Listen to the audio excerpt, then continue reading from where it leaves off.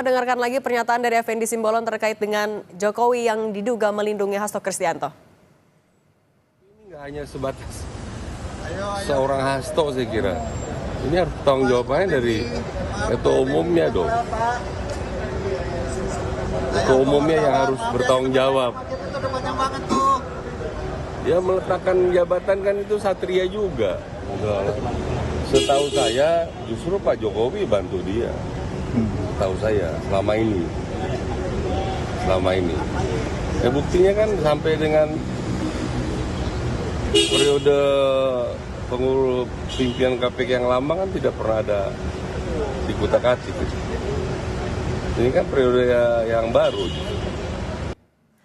Mas Adi, yang disampaikan Effendi Simbolon kan bukan cuma ada kaitannya antara kasus Hasto dan juga Pak Jokowi, tapi juga bahkan meminta agar Ketua Umum PDIP mundur untuk sebagai bentuk tanggung jawab. Kalau Anda melihatnya maksudnya apa? Maksud dari Effendi Simbolon mengatakan ini?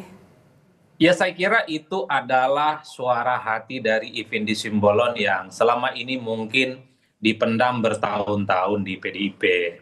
Secara substansi memang apapun judulnya, partai sekelas PDIP harusnya memang harus segera melakukan regenerasi kepemimpinan, terutama untuk melakukan penetrasi dan penyesuaian di mana memang voting behavior dalam konteks perilaku pemilih yang sudah sangat berubah secara total. Cuman sayangnya pernyataan Effendi Simbolon ini dilakukan setelah Effendi itu dipecat oleh PDIP. Jadi sekalipun secara substansi itu sebenarnya sebagai sebuah feedback, sebagai masukan mungkin bagi PDIP, jadinya hanya dianggap sebagai angin lalu, hanya dianggap sebagai bagian dari pepesan kosong, dan yang paling penting pasti dituduh tidak lebih dari sekedar suara dari orang-orang yang selama ini memang dalam barisan sakit hati hanya karena setelah dipecat oleh PDIP. Tapi bagi saya secara substansi memang Bung Seno dan kawan-kawan di PDIP itu tentu untuk memikirkan bagaimana regenerasi kepemimpinan di masa yang akan datang, karena tentu tidak mudah di tengah kompetisi partai yang semakin sengit dan semakin kompetitif tentu saja,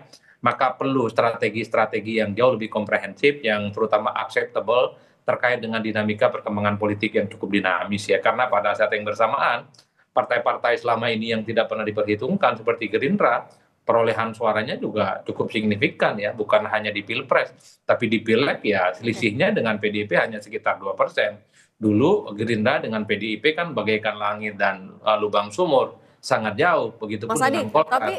tapi kalau ngelihat dari rentetan momentumnya, Anda melihat memang ada peran Pak Jokowi kah di kasus ini? Ya, bagi saya memang repotnya hari ini untuk mengkonfirmasi apakah segala apa yang disampaikan oleh Effendi Simbolon, segala apa yang disampaikan oleh Bung Noel, oleh Joman, oleh Projo, itu atas konfirmasi dan hasil diskusi dengan Jokowi. Tapi kan setiap apapun yang diomongkan oleh orang-orang seperti Noel, Effendi Simbolon, dan para relawan politiknya, itu seakan-akan memang terkonfirmasi hasil dialog dan diskusi dengan Pak Jokowi.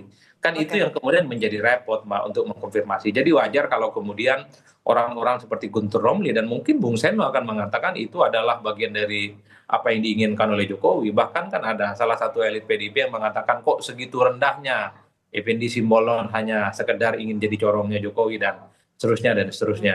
Jadi bagi saya ini adalah babak lanjut dari perseteruan antara PDIP dengan Jokowi. Jadi kalau ada kritik ke Megawati, ada kritik ke Hasto, ada kritik ke PDIP, pasti ujung-ujungnya yang disalahkan dan dituding itu adalah Jokowi. Salah dan benarnya tentu orang seperti Bung Seno dan Bung Noel inilah yang tahu, Mbak. Kalau kita kan hanya melihat dari jauh, apapun argumen politiknya orang-orang seperti Effendi Simbolon, statementnya pasti tidak ramah dengan PDIP. Oke, kita tanya